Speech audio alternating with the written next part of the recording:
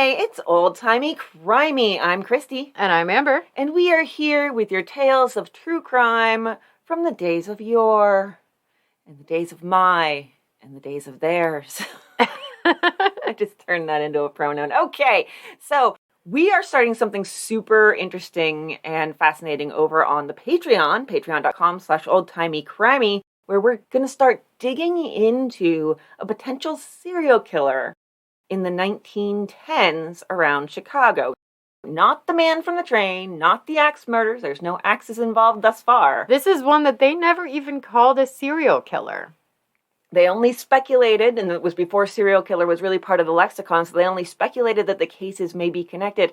But I'm telling you, they're so close geographically and so similar in the methods and in the locations and different aspects of them that they're got to be connected. So we're going to be digging down deep into these for our bonus episodes over the next couple weeks, month. We don't really have a specific plan. It all depends on what we find.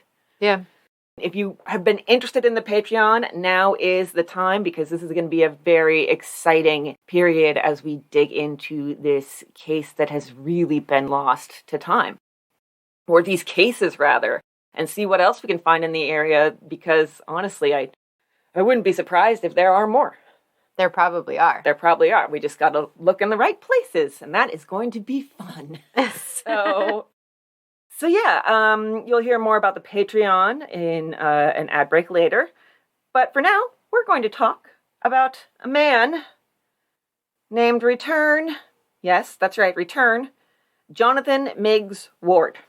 It's a very strange first name. Now, here's the thing about the name. There was a Return Jonathan Meigs, who was a respected Ohio politician in the early 1800s. And Ohio is where we mostly see the subject of our case today, Return Jonathan Meigs Ward. I'm unsure if there's any relation, but their family history of that politician states, it is said that Jana Meigs had persistently asked his sweetheart, Hannah Willard, for her hand only to be repeatedly refused. He came one last time, was again refused, and turned to go, saying he would not ask again. At this, the lady called to him to return, and I will marry thee. Thus the name of one of their children. It's strange because if you look on Find a Grave, there are a ton of Return Meigs with various last names in the 1800s and 1900s in Tennessee, West Virginia, Missouri. Huh. Yeah, it's just a weird thing. There's a ton, not in the sense that you would find Johns or Charleses, just in the sense that you wouldn't expect to find the name Return. Yeah, especially not several times over. Mm-hmm. So this particular Return Jonathan Meigs Ward was born in 1850 in Erie County, Ohio. He was the youngest of 7 children of Jared Ward and Huldah Collins. His mother, Huldah, died when he was 2. Now, as far as his father, unlike many men of the era, he didn't find another wife to take care of the kids or even, rope in a family member. Instead, he sent the kids out into the world. So according to the Buffalo Courier, that means that Return Ward grew up, quote, without the fostering care of a mother or the ordinary circle of family affection. So with Erie County being right there by, of course, Lake Erie, there was plenty of work to be had on ships, even for a 9-year-old. So at that age, Ward was sent off to be a cabin boy and or cook on a ship. But then that ship was sold, and they basically just dumped everybody off the ship and said, all right, you're on your own now. Good luck, homies. Yeah, have a good time. So this 9 or 10-year-old was on his own in Erie, Pennsylvania. Woohoo, shout out.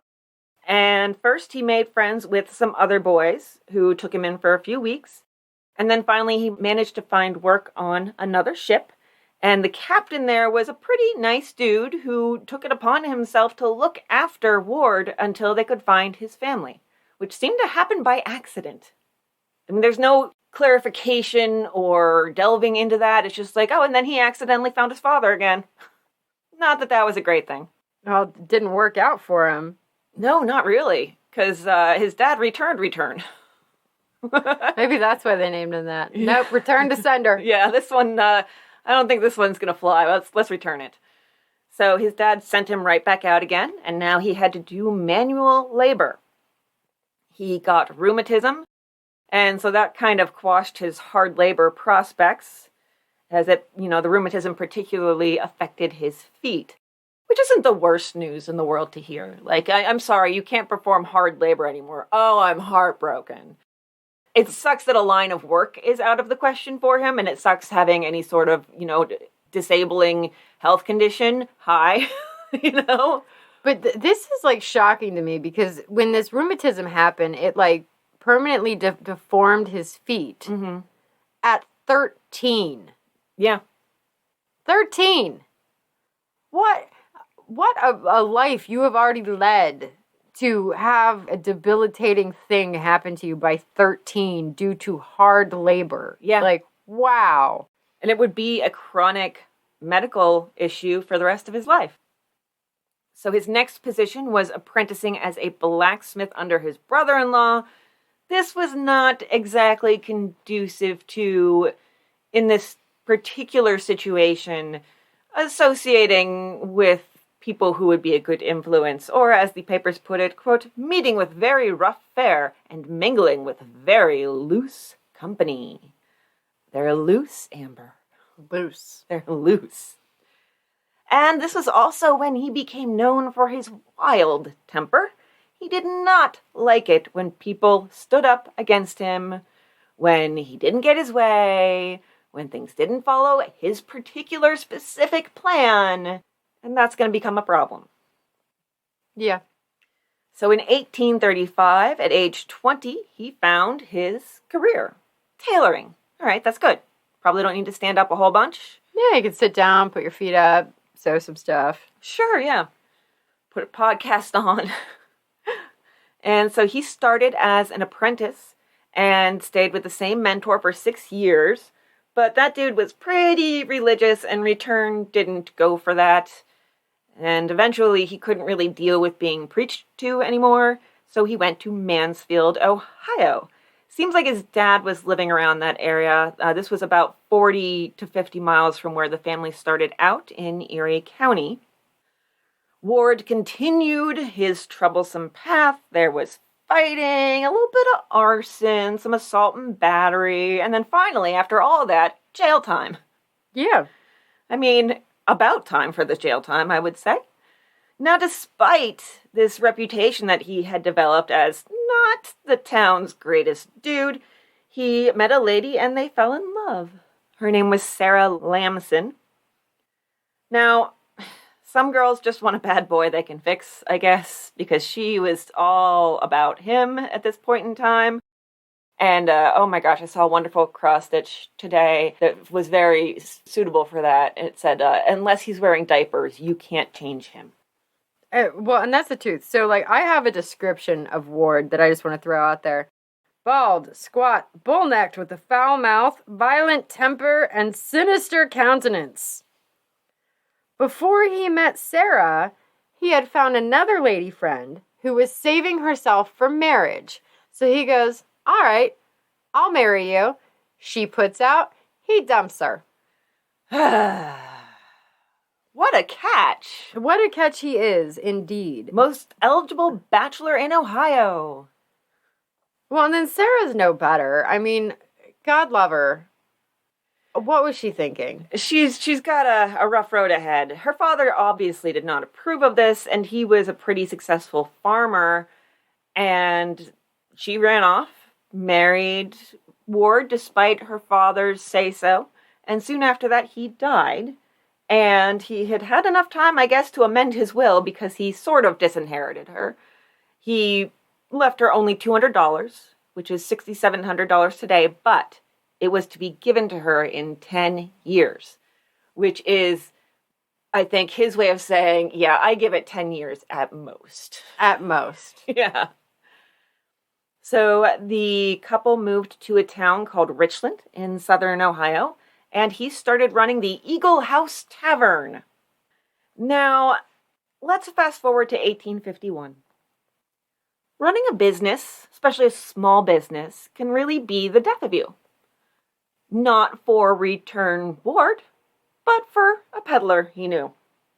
Ward found out that the guy, Noah Hall, had a bunch of money stashed away because every year he would make his trip to New York.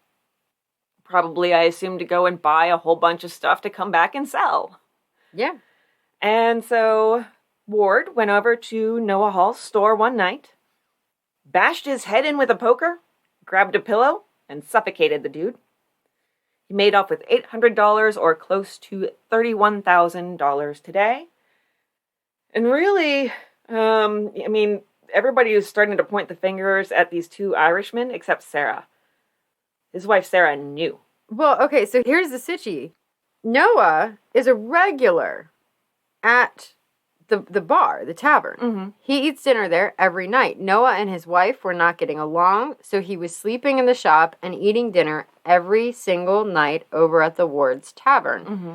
And so they're friends. Yeah. And this was mind-blowing to me, that they were friends. And then what's even more mind-blowing is when Ward goes in, he lies in wait for hours. And Noah is asleep. He's asleep. You could just take his money and be out. Yeah, absolutely. Any minute now, just grab the money, dude's snoring away, waltz out the door, you're going to be fine. There was literally, he wasn't trying to stop Ward. He wasn't even aware that Ward was there. There was literally no reason to kill him. Yeah, I do believe that there was bloodlust in here. That it was just a thing that popped into his head, or maybe, Noah had said something to him that pissed him off, and he had that violent temper, and he was just like, I could leave him alive, but why? Why would I? And then he just did this, because he's a freaking psycho. So, it really boils down to that. I mean, the man killed somebody who was his regular and his friend. That would be like, it went back in the days when you were waitressing at Denny's. And I was a regular. You came to my house one night and you were like, bash my head in and steal my money. Trying to think if we had any rich friends back then. I don't think we did. Yeah, but I drove the Audi that we got for cheap. Oh, you probably should have been my first victim. Probably, yeah. Come to think of it.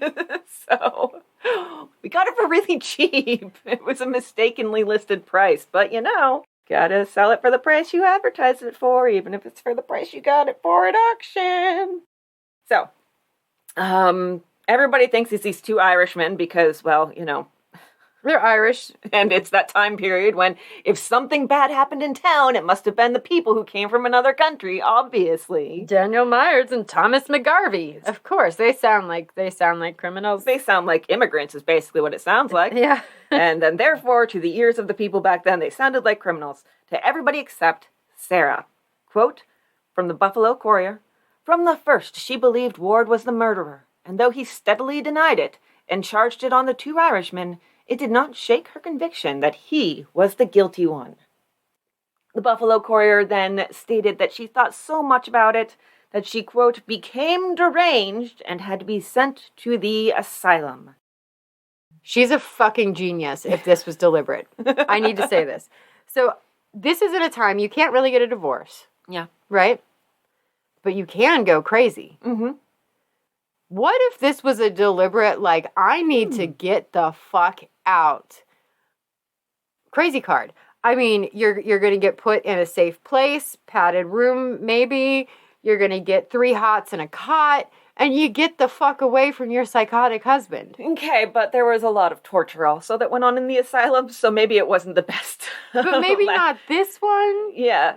It was if it was on purpose, it was a last resort, but it's not like she had too many other resorts to go to. I did go down a little bit of a rabbit hole because I wrote in my notes, she started suffering from unspecified mental illness and ended up being shipped off to the asylum. And then I put in parentheses, quote, that was pretty much the fate of 30% of women anyhow. Yeah. And I was like, I know that's probably not the exact number. I was like, well, let me look around and see if I can find the number. I didn't find the number. I'm sure there's no number that's actually reliable, but I found some really interesting stuff.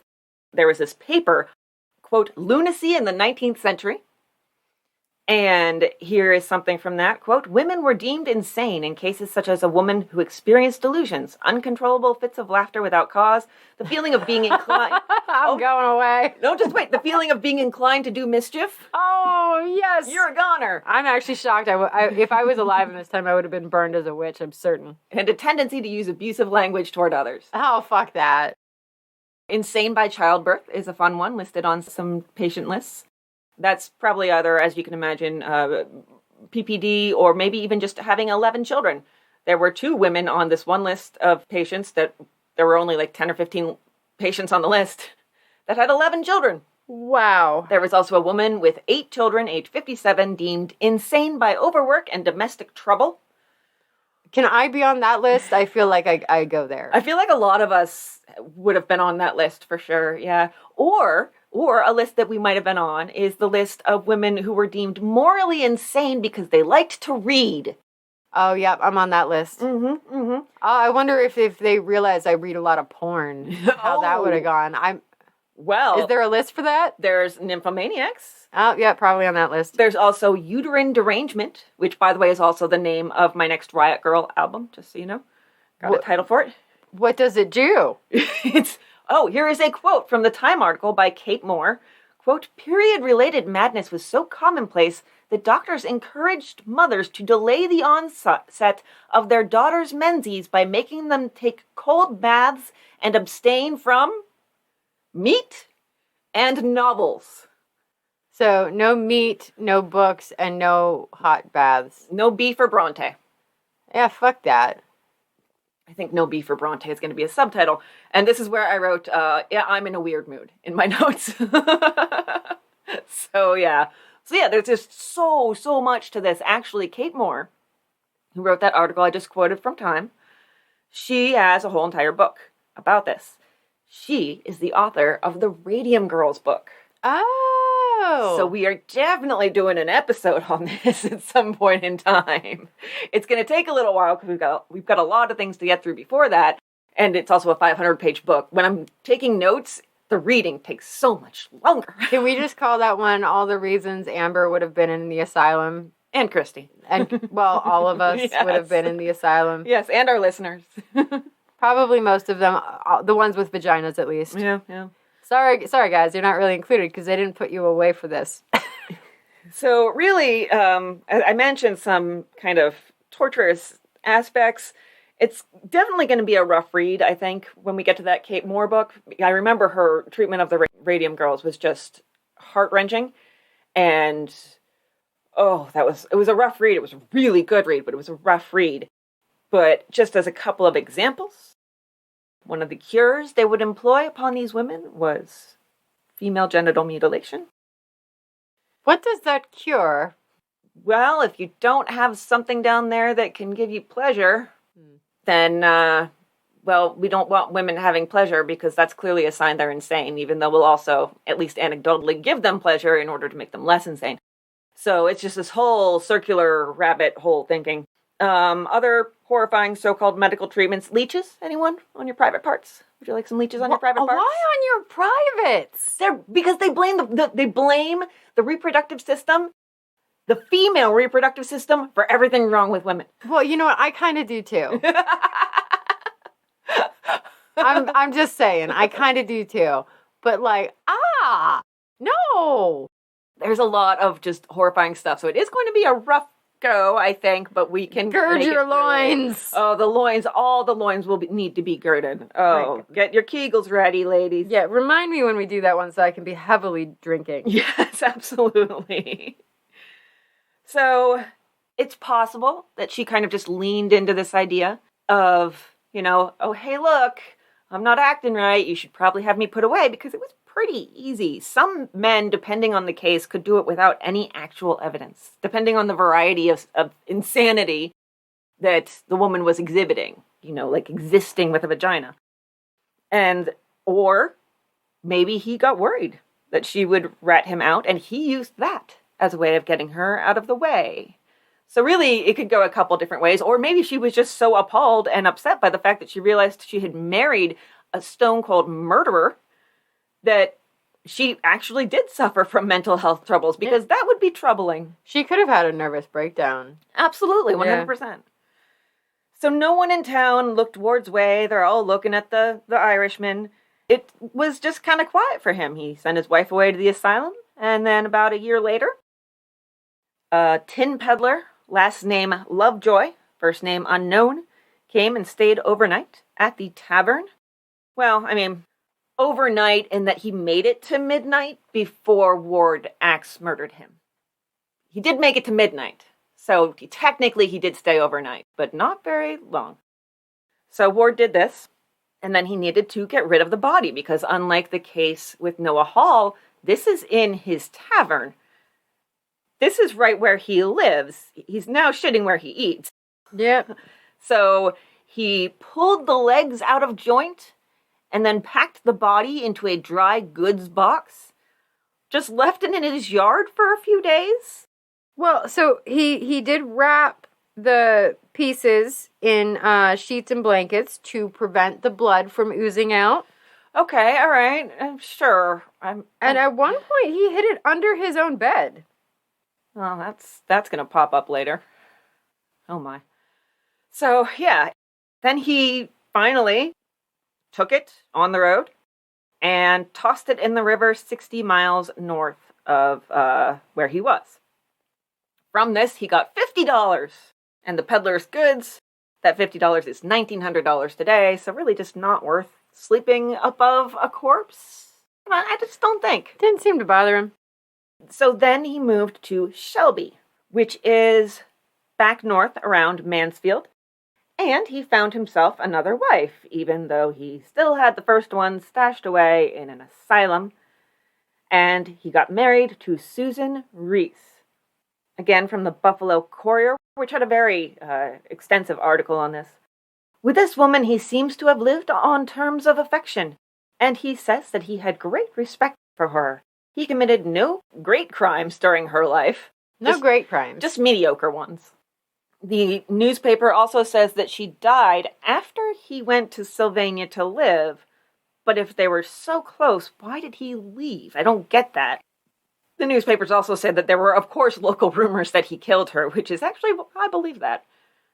I believe that more than that he got along with anybody. So I have the story goes, in 1854, the couple moved to Sylvania. Oh, okay, all right. They were renting a small one-story building that was both their house and the tailor shop. Susan gave birth to a daughter who died 2 months later.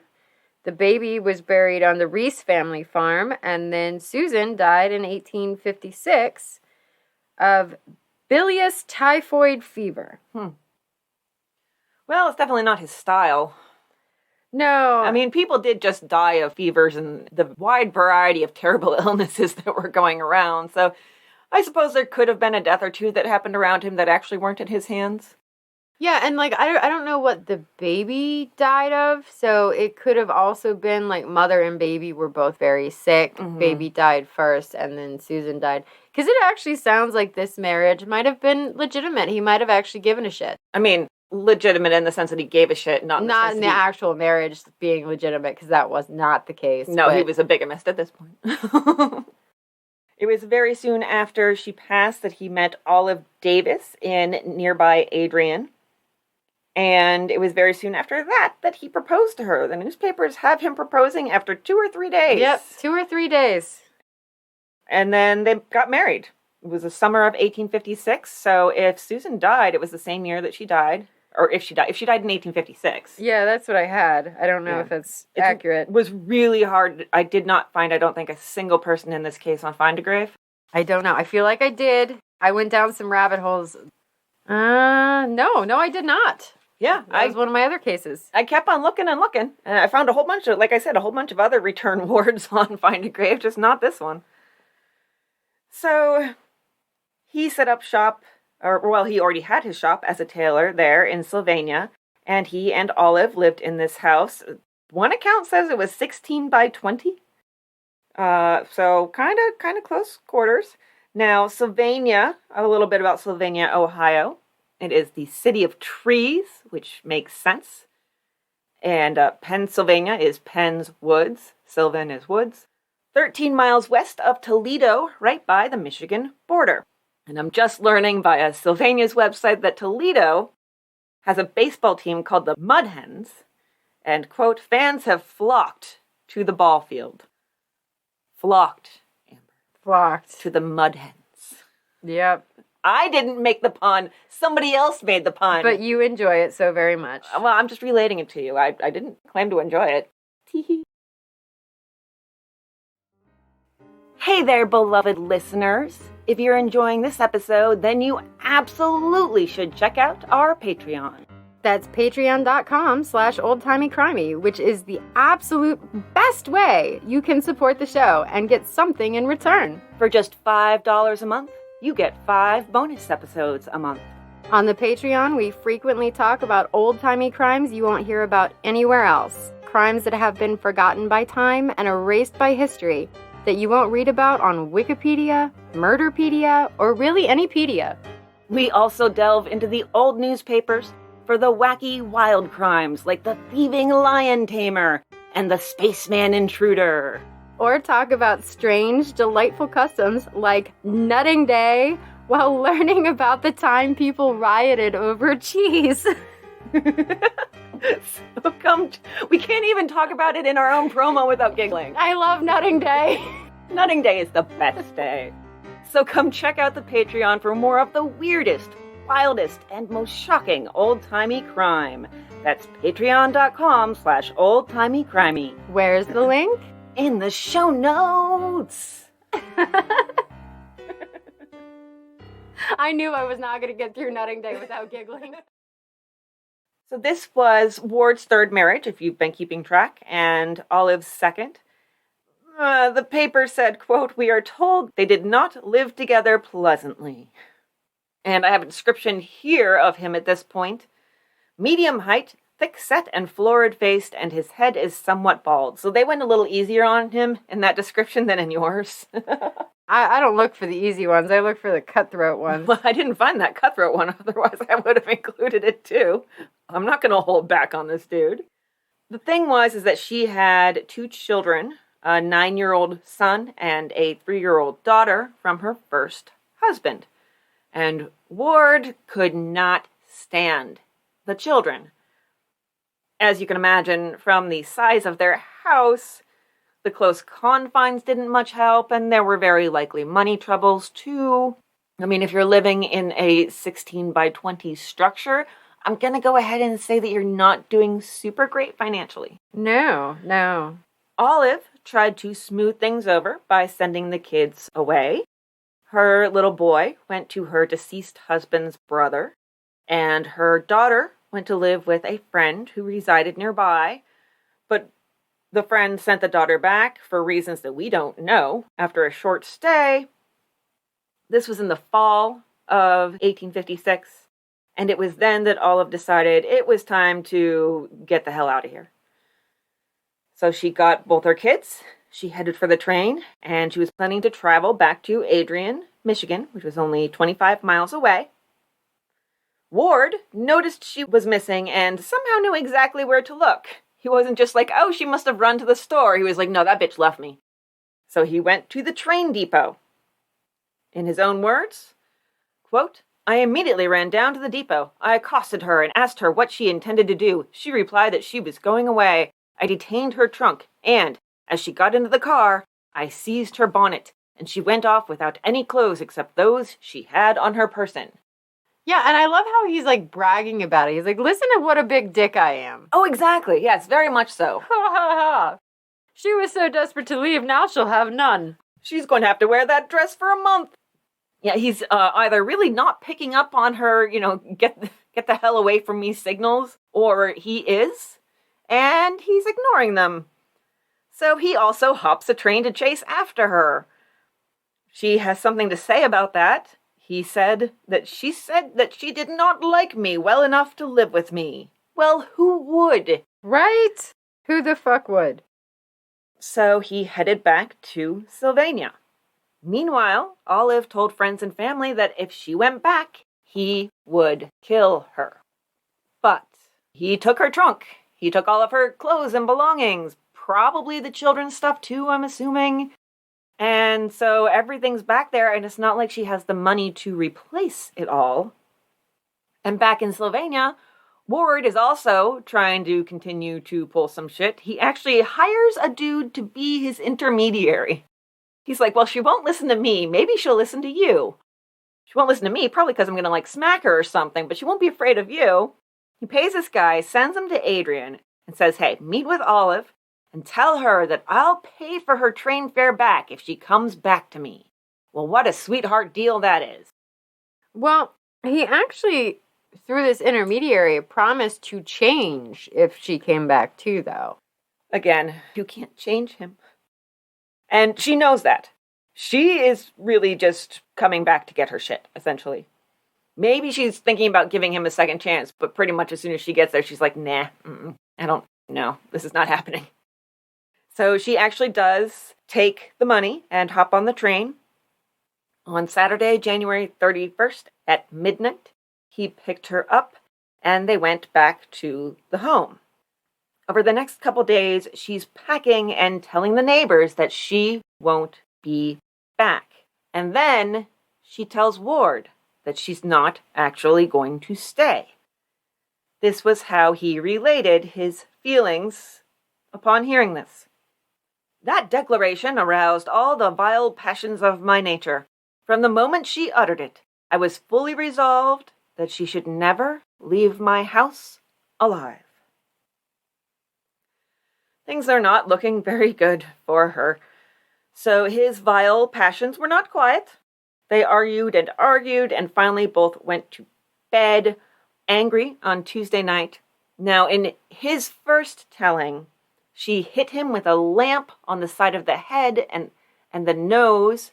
She gave him a bloody nose, and he just took the lamp away, asked her calmly not to strike him, and then went to bed and bled all over the sheets and the feathers. He later admitted that was a lie. Shocking. You're right. The next morning, he woke up. It's 6 a.m. It's February in Ohio, so you better get that fire roaring. He does so. Olive wakes up and joins him. And this is, again, from his first account of the incident. He says he, quote, spoke to her about the blow she had given me, showing her where she had struck me. Also the blood on the bolster and tick, so the parts of the bed from his bleeding nose. Her reply was that she wished he had bled to death. And then she tried to hit him with a stick. And again, he later admitted that any violence on her part was a lie. It's all a bunch of bullshit. It really is. And so, he has no provocation whatsoever, but he said later, quote, I had once determined that then and there I would put my resolves into execution. That's a little on the nose as far as phrasing goes. So she's getting ready to leave. She bends down to put on her shoes with her back to him.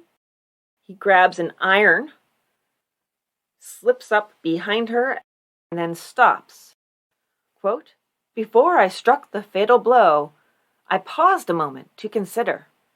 I felt very strangely. I hesitated to strike. But just then, a movement of her body made it necessary for me to decide at once.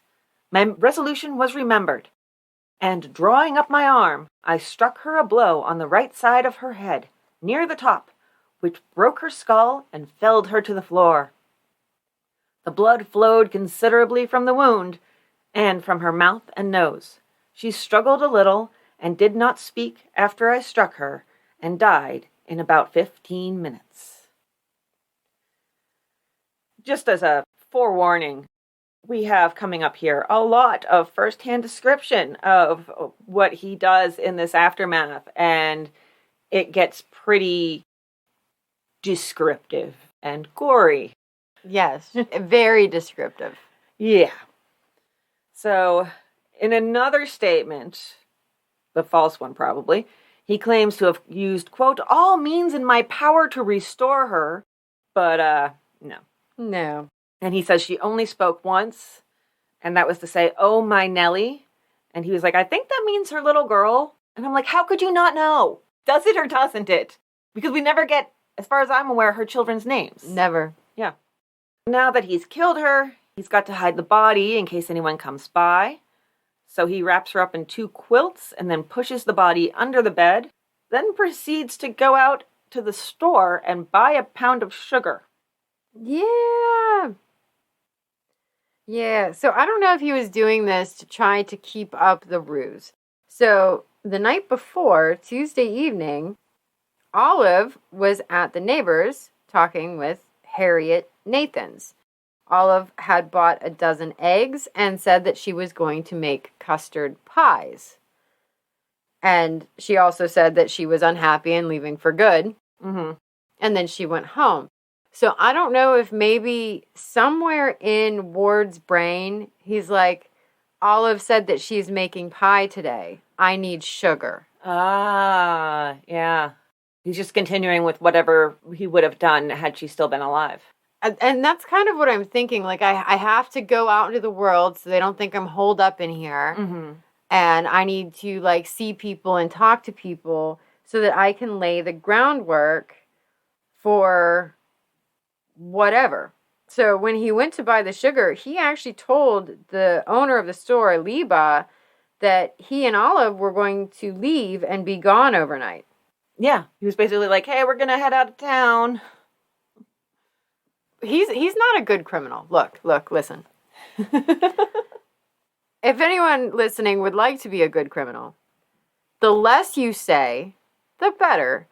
Because the problem here is Ward is like, I should say something. And so he keeps saying things without thinking it through. So now we're telling somebody that we're not going to be in town, but we're not leaving town. Mm-hmm. So what happens when people see you moving about your house? Because you have a big project at home. Why would you say that? Just don't say anything. It's better to say nothing than to spew a bunch of bullshit and be, like, confused and not be able to keep the story straight. Don't say things. Or, the better option, say partial truths. Speak in riddles, motherfuckers. Speak in riddles. The best option would be not to kill your wife. But whatever. Crime happens. Yeah, not killing your wife doesn't really figure into it when it's crime tips from Amber. Yeah, no, I'm not going to tell people not to kill their wives. Amber's views do not represent the views or opinions of Old Timey Crimey. I'm just saying, like... Terms and conditions apply. Going out for the sugar to complete the custard pie story. That is smart. Because it's staying on brand with how you would have normally reacted.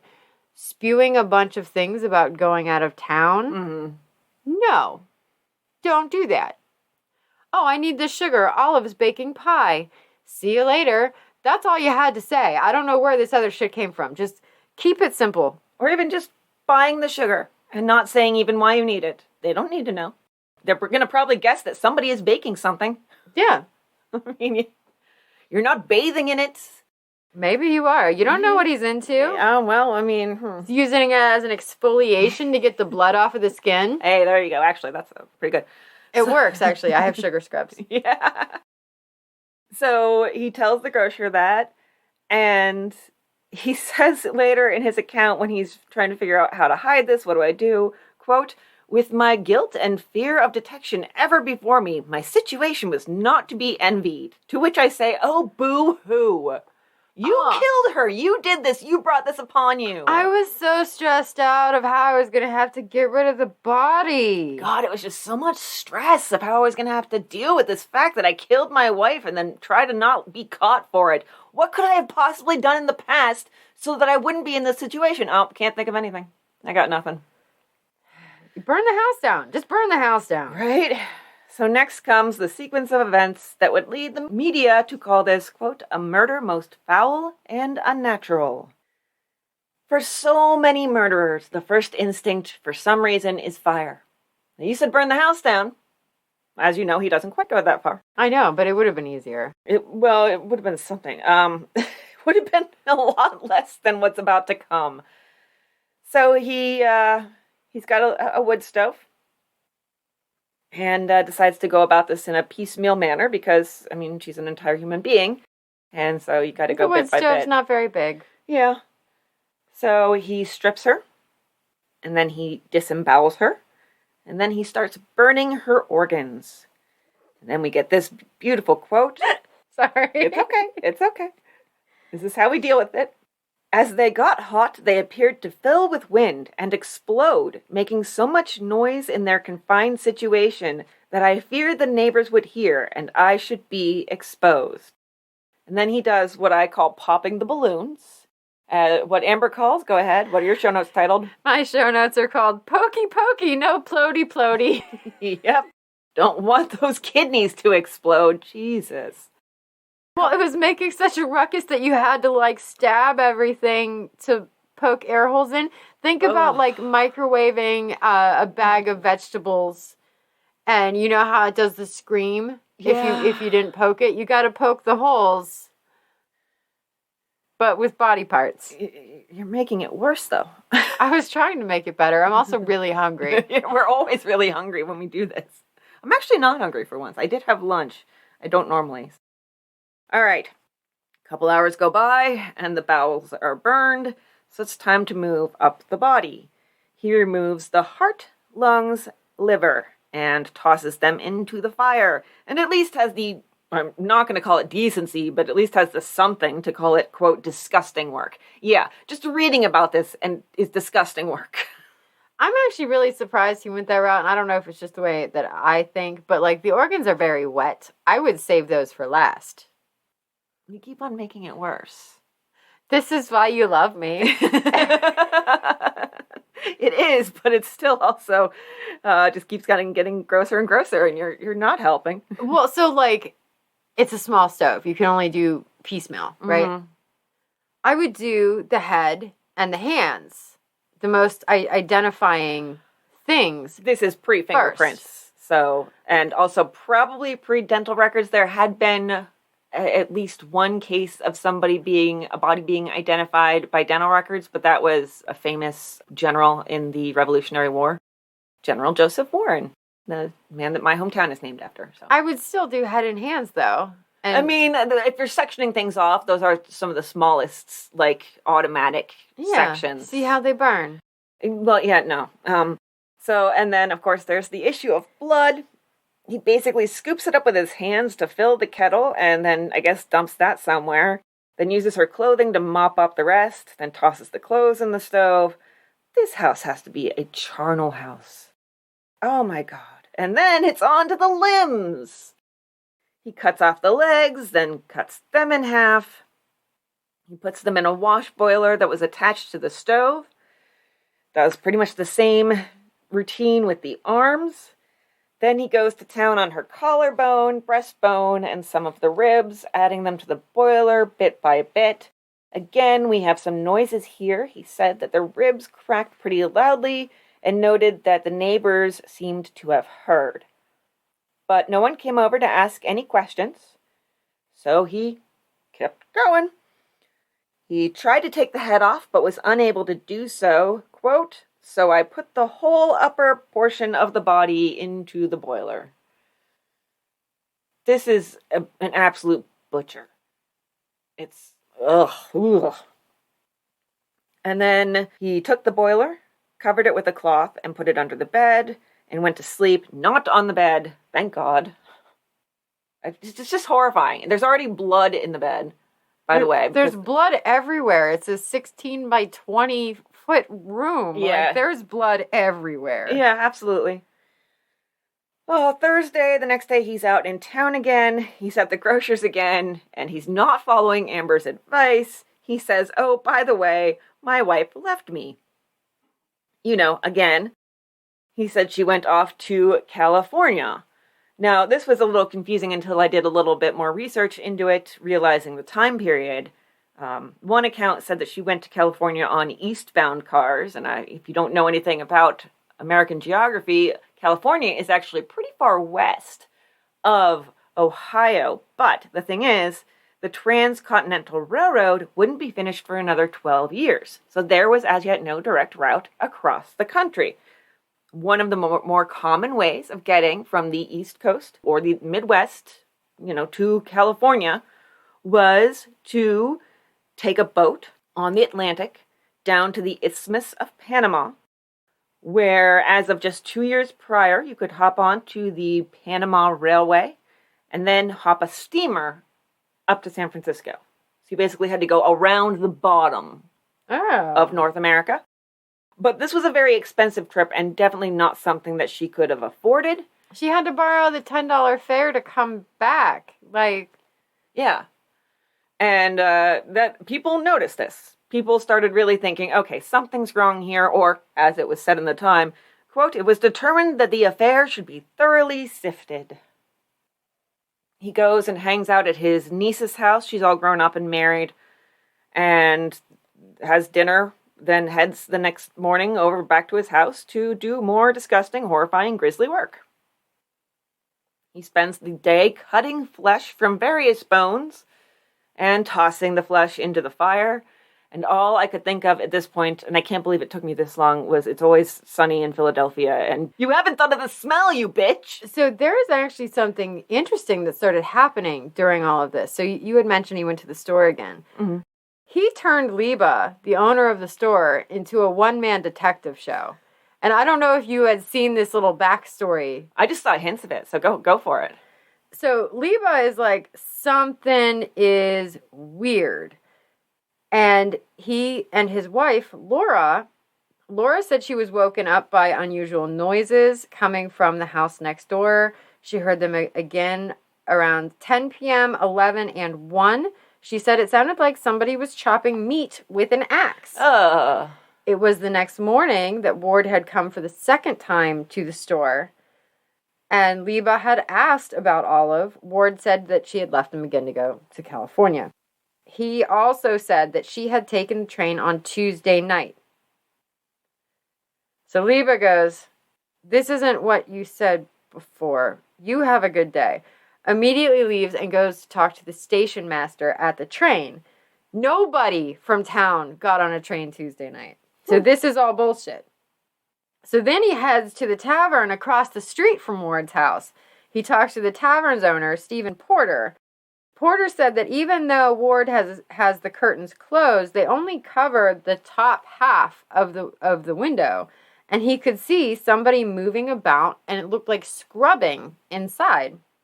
As these two men are talking, Liba and Stephen, Ward comes outside with a large metal tub of water, and dumped it into the backyard. The two men could clearly see it was bloody-looking water. Oh my God. And then that same afternoon, Porter, the tavern owner across the street, said that there were large volumes of thick black smoke issuing from Ward's chimney. Yep. And we're going to hear that a lot more because this was no Burger King smell. No. No.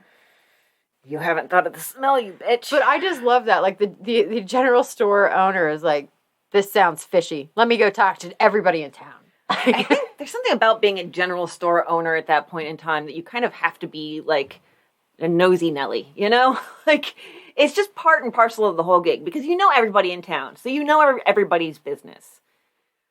If you're a certain type of person, you're going to get involved, and you're maybe going to solve a murder. Or two. Yeah, never know.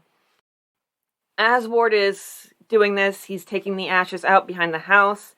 He said that he sifted out the larger pieces of bone remaining, put them in his pockets, and then distributed them throughout the fields in town at various times. I'm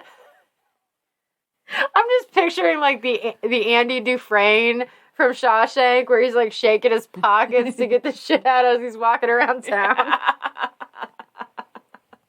Oh, my God. Oh, so then another night spent at his niece's house, and then it's the weekend. Word is getting around town, probably thanks to Liba, largely. And, people suspect that Olive did not, in fact, go east to California, and that they're suspicious of him. So he's kind of starting to get antsy, as he realizes that everybody has their eyes on him. The gross-smelling smoke that you mentioned that's coming from his chimney, also not helping.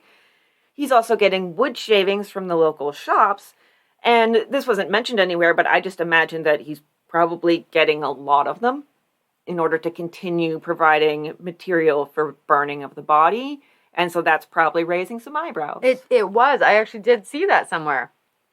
One of the places that he was getting wood chips said that he got, like, 5 times more than he would normally get over a winter. Mm-hmm. Because he's burning continuously this body for days on end. Not a lot of that body is flammable, Some of it is, but not a lot of it. So you need to provide the actual burning material. So So they actually come and they search his place. I do believe that the first search was performed by the constable. And he didn't even try. Oh, no. There was no trying whatsoever. If there had been phones, he would have been phoning it in. He was telegramming it in. I think there were telegrams. So this place was covered in blood. It's 16 by 20, and somehow you missed the boiler full of body parts stashed under the bed. You don't even look under the bed? The bloody bed? He probably just, opened the door. He's like, it stinks in here. You're fine. See ya. Yeah, really. He said he would be back to look around some more after finding absolutely nothing. And so then Ward tries to go back to his nieces. But her whole family is keeping him out because they've all gotten word and they all think he did something to Olive. Time is ticking by and he hears that there's another search planned for Monday morning and it's Saturday night now.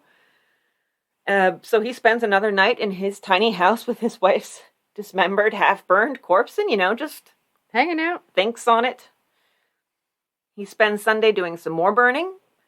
Turns out there is no search Monday or through the rest of the week. I attribute that to the fact that the locals were not happy with the constable's performance in the search before. And so they were like, we're going to go search the house. We're going to go search the house. And there was a lot of, law enforcement tamping down on that because they were afraid of maybe vigilante justice happening. Which I think it would have. Or anybody realizing that they sucked at their jobs. Also that. Yeah, that would be good. So he said, quote, of this extra time he was granted, meantime I had abundant leisure to remove any bloodstains or other traces of the murder which remained. But people are really starting to talk. And so finally, 2 weeks almost after she was last seen in Adrian, they search Ward's house again for any sign of Olive. They also put out a warrant and arrest him while they're searching. But since they don't find anything, somehow they have to let him go again. If it's ordinary citizens all doing this, I guess props for trying. They seem to be trying harder than the constable, at least. So on Monday, February 16th, they search again for a third time in the home of this man who dismembered his wife's body piece by piece by piece by piece and burned it all. And finally they find something. I mean, maybe this was the first time they tried doing it without a blindfold? Yeah, maybe. Yeah. I was starting when I was doing my notes, I was starting to incorporate some sort of joke about, it got way too complicated and started to not be funny and not make sense. You'd have to pull it apart like a butterfly to figure it out. But it was about spicing up the marriage with blindfolds or something. And I shut that down. Just so you know, every once in a while I want people to know. Sometimes I think of stupid jokes and I don't say them. I usually just say whatever I'm going to say anyway. You can't stop me. I didn't say, were they playing pin the tail on the corpse parts before? So, but I did say it now. They go back behind the house and they look through the piles of ashes and they do find some bone fragments that he missed, including a large part, the vast majority actually, of her upper jaw. And some skull and, quote, 2 finger rings, which were recognized as those worn by Mrs. Ward. I love his reaction to that. How I missed such a big piece of bone. Man. Yeah. He was like, I don't know how I missed that. I was sifting. There was sifting happening. Oh, what he said after that? He said, I can't tell how such a large piece of bone escaped my notice. I continued steadily to deny any knowledge of my wife's death, but the people of Sylvania had made up their minds that I was guilty. Yes! Yeah. Yes, because you are. You so are. They also find evidence that he'd burnt all her belongings, and then they found literally blood in the marriage bed. Quote, on opening the bolster and bed, the feathers were found covered with blood. So I'm thinking either her body rested there or she fell there when he hit her. That must have been where she landed, probably in the bed. Because I don't obviously buy his story about her hitting him with the lamp and everything. No, that never happened. So now he's actually under arrest. And they have an examination, and the papers report that, quote, the justice's office was crowded to suffocation, and the excitement is tremendous throughout the township. He does actually confess. He's really pulling for a life sentence instead of death. You're in the wrong time period for that, bud. They get him in the courtroom. There's a trial, because even though he confesses, he still apparently pleads not guilty.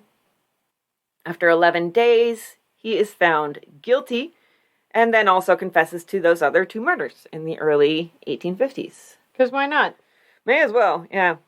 His attitude regarding this is from the Buffalo Courier. He certainly was one of the most dangerous murderers that the country has ever produced. His murder of Hall and the peddler are 2 of the most remarkable murders on record, and evince a coolness, a want of sensibility, and a want of conscience, which it is rare to find in any human being. Since he has been in jail, he has shown the same peculiarities. It was easy to excite his sympathies, easy to make him weep by referring to his situation or to his friends, easy to make him acknowledge that his sentence was just, and that his country had a right to take his life. But he evinced no feeling of penitence for his crimes, expressed no sympathy for his victims, and felt no remorse of conscience for what he had done. Whatever feeling or sorrow he exhibited was for his own situation, and not on account of any wrong that he had committed. Well, and that was the thing. He didn't feel like he did anything wrong in any of this. Yeah, this is all, I'm sorry I got caught. That's what it is. So, of course, he is sentenced to death by hanging. He does appeal that because he was like, the whole point of me confessing was to not have to hang. And they're like, oh, that's too bad because you're gonna hang. Now, some accounts have phrenologists checking out his head bumps.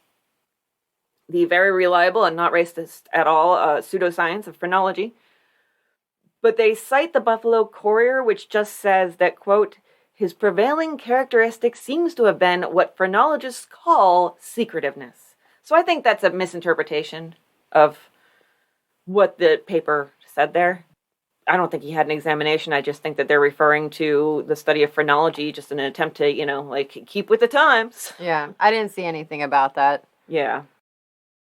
At age 42, in June 1857, he is taken to the gallows.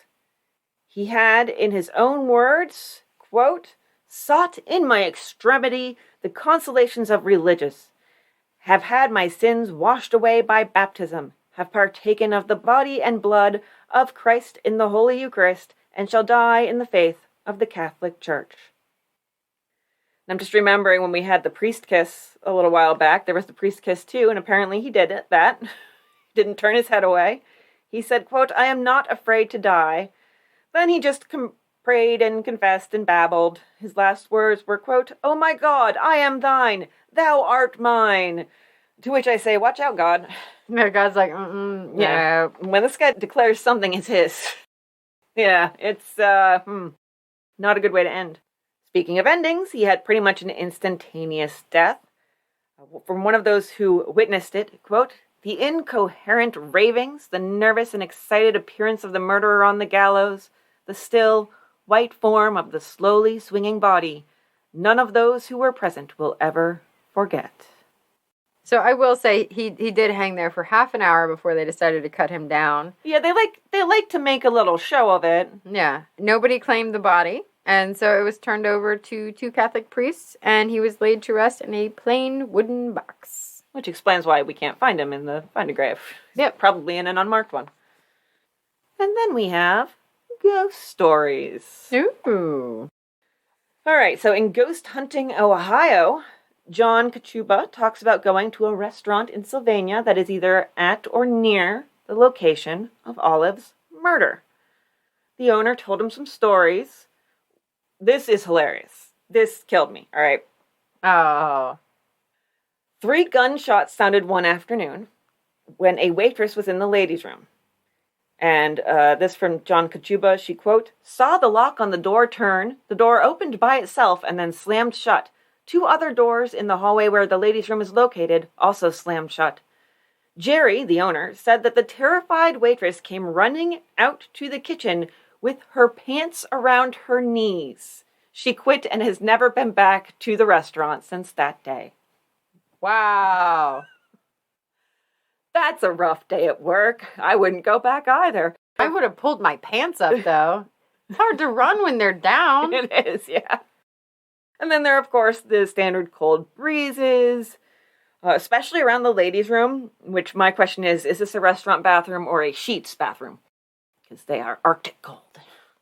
Yeah. If it's ever a nice, hot July day and you need to cool down, sheets bathroom is your go-to because you will have hypothermia within 2 minutes of walking in there. They do that on purpose. Oh, yeah, to keep people from doing drugs in there. Yeah. Yeah. Mm-hmm. Says a lot about our area, unfortunately. Oh, so yeah, you have that. You have music playing, footsteps, giggling children, black figures in the dining room, furniture moving, the table being set with wine glasses. And then my favorite, this is a mischievous ghost. Okay. Health inspector came by one day. He went in to check the freezer. The door slammed behind him and locked. There was no lock on the freezer. He couldn't open the door. Huh. So messed with the health inspector. So it seems like this is a nice ghost, if it exists. I never know how much to believe these, but there are quite a few tales, and hell, that's not that far. We could go out there someday. You know? Although, Ohio, I'm sorry, but you're too flat. I was born and bred in the hills and the valleys and the hollers, Amber, in the hollers. And the hollers. I'm cool with the flat. I can't I'm good stand with that. flat. I need hills. I'd like to feel protected. I'd like to feel like there's something around me just enclosing me in a safe place. So that all the water can be there. Yeah. Yeah. Definitely, yeah. All right. I have actually a recipe for you. Uh-oh. That is not one that I found, but one that one of our stalwart and wonderful listeners found. This is actually a sort of family recipe that has gone around their family. Oh my gosh, I'm all of a sudden getting tons of spam in the old Timey Crimey, so I have to scroll down past 10. Oh, so I should stop using that for porn. Please do, yes. And why does your porn start sending me Bible verse spam? Oh. What kind of porn are you watching? That wasn't me then. Actually, no, I did. Never mind. So this is from Julie Faust. And she sent us an email, how much she loves our show. Yay! Hooray! She calls us a crime podcast tale of Goldilocks. She listened to our Paula Jean Weldon case, and she was really interested in that. And she found one she didn't like and another she didn't like, and then we were right in the middle. We were just right. So thank you for that, Julie. And so she said that this recipe came to mind immediately. She found it in her great-grandmother's copy of the 1933 edition of the Detroit Times cookbook. And so the thing about this is there's some context that might change how we view the recipe depending on what we think of the recipe book's authors. So she says, in all of the rest of the recipes in the meat section, if a recipe calls for cooked meat, the recipe specifies cooked meat. If the recipe calls for uncooked meat, it is referred to as just meat, or by the name of the meat needed like beef or chicken, but does not use raw or uncooked as a qualifier. This recipe that she sent us refers to meat with no qualifier, as if it called for raw meat. Oh, good. Now, she thinks this is probably, as she says, an oversight, as I doubt the Detroit Times intended to encourage its readers to eat, quote, jellied raw meat. But I have always pictured some poor soul being served a plate of raw chicken jello. Hey, you never know. There is actually, places are doing chicken sushi where it's raw chicken. That's so dangerous. Don't ever do it, listeners. Right? So here is the jellied meatloaf recipe. I have to tilt my head because I can't get it to turn. All right, so chicken, veal, beef, or ham.